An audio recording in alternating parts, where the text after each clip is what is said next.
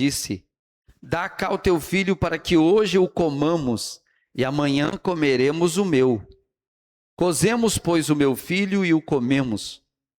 Mas, dizendo-lhe eu, outro dia, dá cá o teu filho para que comemos, escondeu o seu filho. E sucedeu que, ouvindo o rei as palavras desta mulher, rasgou as suas vestes e ia passando pelo muro. E o povo viu que trazia cilício por dentro sobre a sua carne. E disse-me: assim me faça Deus outro tanto, se a cabeça de Eliseu, filho de Safate, hoje ficar sobre ele. Estava então Eliseu assentado em sua casa, e também os anciãos com ele, estavam assentados. E enviou o rei um homem de diante de si. Mas antes que o mensageiro viesse a ele, disse ele aos anciãos: vistes como o filho do homicida mandou tirar minha cabeça?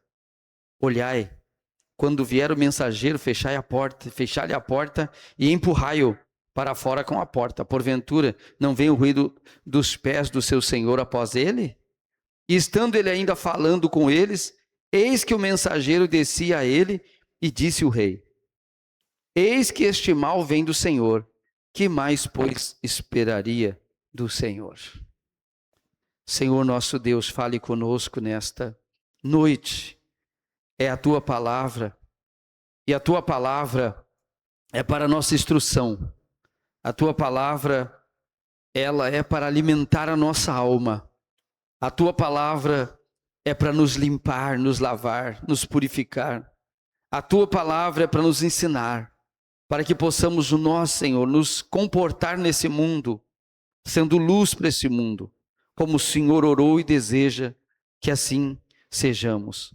Nós te pedimos então, fala conosco, Espírito Santo, porque sem ti nada nós podemos fazer. Glória a Deus. Pode sentar, irmãos, dando glória ao Senhor Jesus. Esse texto da palavra de Deus que está em 2 Reis, capítulo de número 6, ele fala de guerra. Fala de guerra. E a gente sabe que lá no Oriente Médio, até hoje, tem guerra. Israel está em guerra. Então a guerra faz parte da vida deles, a cultura deles tem guerra direto. É um que cerca o outro, e a batalha ali é por terra, né? por espaço, por conquistar. E a palavra de Deus mostra que isso não é de hoje, e também isso nunca cessou, isso é uma coisa contínua. Mas a palavra de Deus, que é eterna, ela veio de lá, amém? Ela veio de lá, assim como Jesus veio de lá, e essa palavra nos mostra e nos revela o poder de Deus, o poder de Deus.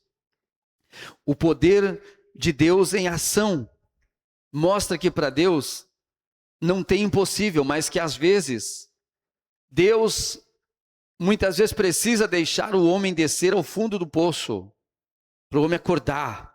E quando eu falo homem, é o gênero humano, para que o ser humano acorde. Muitas vezes ele vai ter que descer ao fundo do poço, ele vai ter que ir a ter momentos difíceis na sua vida. E a Bíblia fala desta história, e ela conta que o povo foi cercado pelo rei da Síria. E diz a Bíblia que o cerco apertou, ou seja, por muito tempo. Por exemplo, hoje existe a guerra, existem muitas guerras lá no Oriente Médio, mas uma das mais conhecidas hoje em todo o mundo é a guerra do Irã, com Estados Unidos, Israel, enfim, outras nações ali que está bombardeando também. E essa nação também está cercada. E esse cerco que se dá para apertar até que eles se entreguem, né? Até que haja um conserto, até que haja um acordo. Então as guerras sempre foram assim. Graças a Deus que nosso país não é de guerra. Amém? Somos de paz. As nossas guerras, nós, o povo de Deus, é uma guerra espiritual, não é contra a carne. Amém? Deus é espírito. E a nossa guerra é espiritual. E o Deus que é espírito escolheu habitar em nós. Hoje ele não habita em templos feitos por mão de homens, mas ele habita no templo da nossa vida. Agora, aquele povo é um povo que segue leis, apenas leis. Segue um Deus que apenas eles acreditam em leis. Tanto que Jesus veio com a graça de Deus, oferecendo e mostrando quem verdadeiramente é Deus, ele não foi aceito. E foi crucificado. Mas não foi crucificado porque contra o plano de Deus. Foi porque era o plano de Deus. E era o único meio de Deus estender a mão para o mundo todo. E hoje, irmãos, o tempo está se findando. Esse tempo chamado da graça está se findando. E os sinais que a gente vê estão diante dos nossos olhos para quem lê a Bíblia. Tudo acontece ao mesmo tempo. Antigamente acontecia uma coisa esporádica da outra. Hoje é terremoto no mesmo tempo, é guerra no mesmo tempo, é peste, enfim, é tantas coisas. E esse povo estava tão apertado, o povo de Samaria, o povo de Israel estava tão apertado, o cerco estava tão fechado, que ninguém mais saía da cidade. Ninguém conseguia sair da cidade para comprar nada.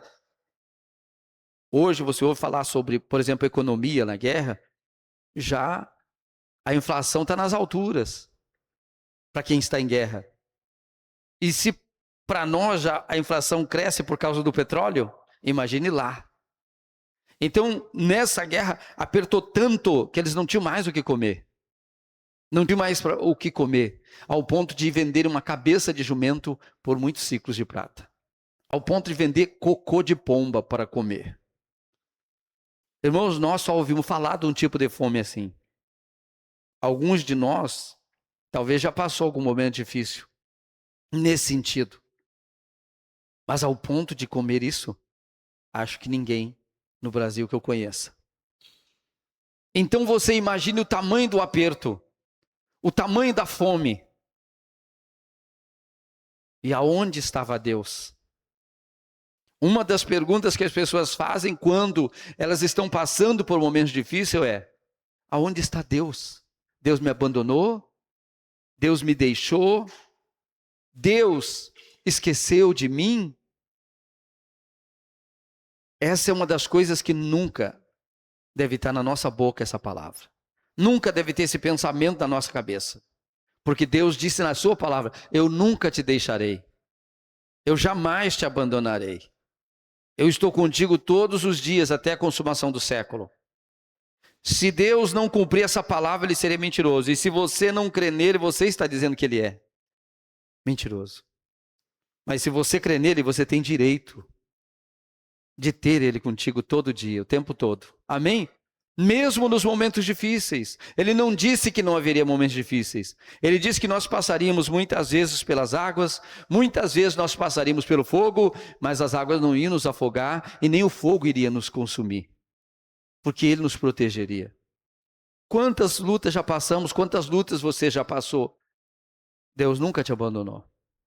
Ele esteve contigo em cada uma dessas, e nas que vierem, ele vai estar presente. Mas a coisa foi tão feia, o aperto foi tão grande, e pegando todo um contexto, Deus já vinha advertindo eles, vinha advertindo aquele povo da sua idolatria. Vinha advertindo da sua o quê? Idolatria. O que é idolatria? Idolatria é ter um ídolo. Um ídolo.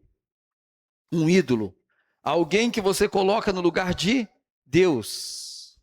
Alguém que você lhe dirige orações. Alguém que você coloca como mediador. Alguém que você coloca no lugar de Jesus. E Deus já vinha advertindo ele das idolatrias. Eles eram o povo de Deus, mas eram idólatra ainda. Porque tem gente que diz: não, eu sou de Deus, mas é idólatra. É idólatra porque tem uma idolatria. Muitos têm uma imagem ainda que não se livraram, uma imagem de escultura, as quais elas creem. Outras chegam a ter medo de se livrar da imagem da escultura porque acham que aquela imagem vai fazer alguma coisa para ela. Já vi gente chorar dizendo que a imagem tinha feito mal para ela. Mas a imagem não pode fazer nada, porque ele não é nada. A imagem não é nada. A imagem foi feita pela mão de um homem, sim ou não? Ou de uma máquina hoje. Mas a ideia de um homem. Agora Deus não é ideia de um homem. O homem é a ideia de Deus. Amém? É diferente, né? Deus, que é espírito, nos criou a sua imagem, a sua semelhança.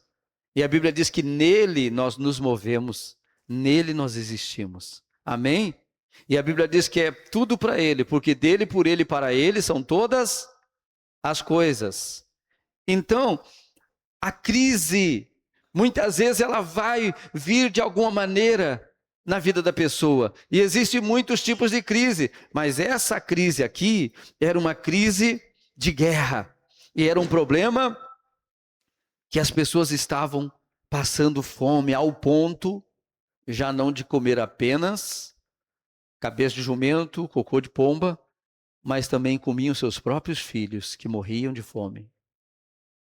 A coisa era tão pesada que estavam morrendo de fome. E ao morrer ninguém enterrava mais. Guardava ali e ia comendo para poder sobreviver. Porque não tinham muitas vezes coragem de ir lá fora. Né? Não tinha coragem de ver. Não tinha coragem de lutar. E aí o cerco cada dia fechava mais. Ora, se nós somos povo de Deus e o inimigo nos atacar, nós não temos que nos encolher. Nós temos que avançar.